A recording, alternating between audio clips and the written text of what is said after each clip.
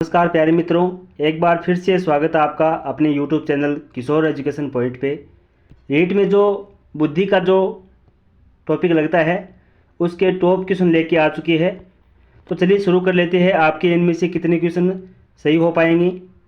सबसे पहला हमारा क्वेश्चन है कि बुद्धि का वैज्ञानिक मापन सर्वप्रथम किसने प्रारंभ किया। ऑप्शन ए टर्मन, बी ने, गिलफोर्ड या फिर स्टैनफोर्ड। इसका सही उत्तर क्या होगा? इसका सही उत्तर होगा बी ने। ऑप्शन नंबर 2 सही उत्तर हो जाएगा।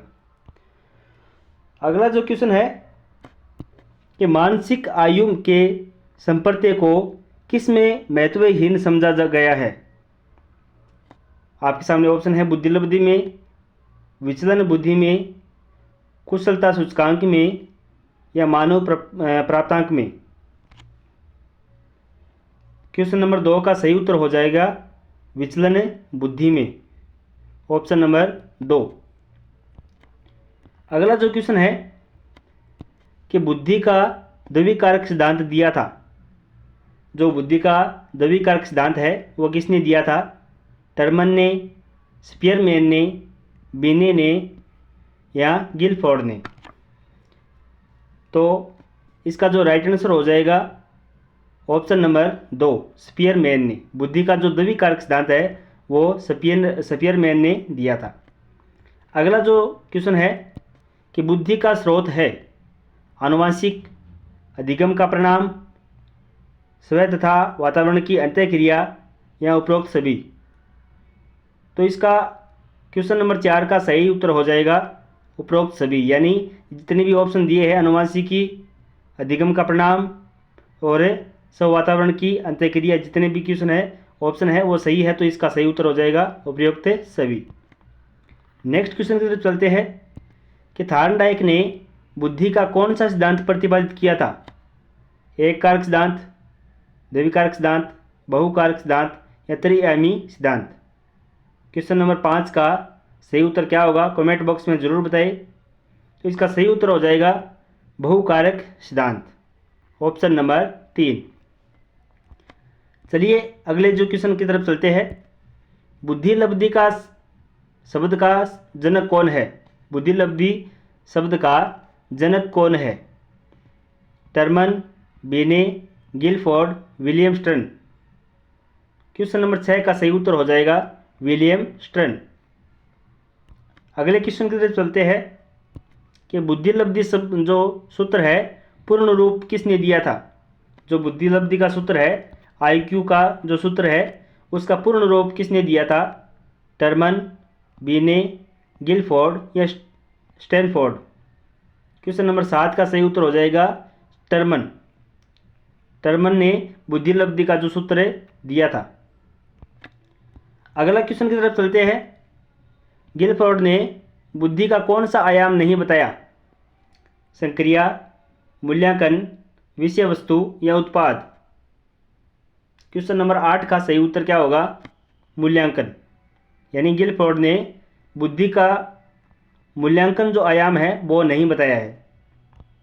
अगले क्वेश्चन की तरफ चलते हैं। अगला जो क्वेश्चन है कि एक बालिका की मानसिक आयु 10 वर्ष है और वास्तविक आयु 8 वर्ष है, तो बालिका की बुद्धिलब्धि कितनी होगी। ये मानसिक आयु, वास्तविक आयु, ये इसका सूत्र है। इस सूत्र के अनुसार अगर आप ज्ञात करते हो कि बालिका की मानसिक आयु 10 वर्ष है और वास्तविक आयु 8 वर्ष है, तो इसकी बुद्धिलब्धि क्या होगी। तो इसका सही उत्तर क्या हो जाएगा? आपके सामने ऑप्शन है 110, 85, 120, 125। ये आपको इसका उत्तर है वो कमेंट बॉक्स में देना है। एक क्वेश्चन आपके लिए, अगर आपने इसका कमेंट कर देते हो, देखते हैं कौन कौन इसका कमेंट कर पाता है। अगला जो क्वेश्चन है, एक बालक की मानसिक आयु 6 वर्ष है, 6 वर्ष से बढ़कर 8 वर्ष हो जाती है और उसकी वास्तविक आयु 10 वर्ष है, तो बालक को आप किस श्रेणी में रखोगे। यानी बालक की मानसिक आयु 6 वर्ष से बढ़कर 8 वर्ष हो जाती है और उसकी वास्तविक आयु 10 वर्ष है, तो बालक को आप किस श्रेणी में रखोगे। आपके सामने ऑप्शन है जड़ बुद्धि, मूर्ख बुद्धि, मंद बुद्धि या मूढ़ बुद्धि। तो इसका सही उत्तर हो जाएगा मंद बुद्धि। Option number 3। नेक्स्ट क्वेश्चन की तरफ चलते हैं। बुद्धि का विकास पूर्ण हो जाता है, कितने साल में जो बुद्धि का विकास होना होता है वह पूर्ण हो जाता है? 14 से 16 वर्ष के बीच में, 10 से 14 वर्ष के बीच में, 17 से 20 वर्ष के बीच में, या 16 से 18 वर्ष के बीच में? क्वेश्चन नंबर 11 का सही उत्तर क्या होगा? ऑप्शन नंबर 1, 14 से 16 वर्ष के बीच में बुद्धि का वह पूर्ण विकास हो जाता है। नेक्स्ट क्वेश्चन है कि समान जुड़वा बालकों में सहसंबंध गुणांक का मान होता है 0.25, 0.40, 0.50, 0.90।